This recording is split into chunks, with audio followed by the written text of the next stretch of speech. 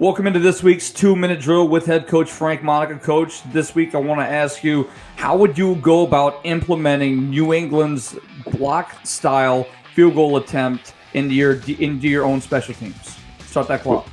Well, number one, I think one of the things you have to do is find a kid that wants to do that, because not all kids want to really block a PAT, and there's a technique to it.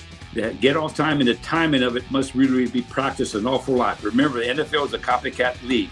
So if this works for one team, you're going to see it time and time again. Now, I really think the way to offset that, you're going to see maybe the holder and the kicker, they'll be a little closer to the line of scrimmage to make sure that the cup is there so that the block point is not exposed. I see if you watch that closely, the block point was kind of exposed. So you're going to see a team either loosening up a little bit with their wing backs, and what the wing backs usually is known as a double bump technique, which means that they step inside first, because that's the fastest way to the block point, and then they punch outside. So it's actually a double bump concept. And so, when I was in high school, in college, we went to 6.5 yards, and that's what we did to make it stout up front.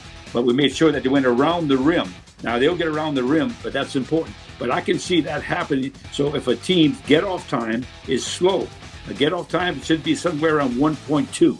And if they're longer than 1.2, anybody can actually get there longer than that off the edge of it. But I think that it takes a lot of practice. It takes a lot of timing, because the other thing that you take consideration, that guy had momentum on the play. He had momentum going to it. But the other thing to take consideration is the snap count.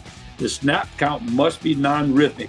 And that one thing I always talk to kids, use a non-rhythmic snap count. If they know, like if you go by a hand signal or something like that, and he knows what it is, but the snap count can really hold that guy, and you can make him freeze because he's not there at the time. But if they know your snap count, that's the most important thing. And we always call the time on the clock, so that way they didn't know exactly when the ball was coming up. So it needs to be a snap count that's not a cadence snap count. It needs to be a solid.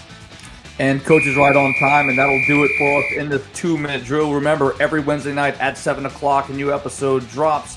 And remember to watch us on Varsity Sports Now.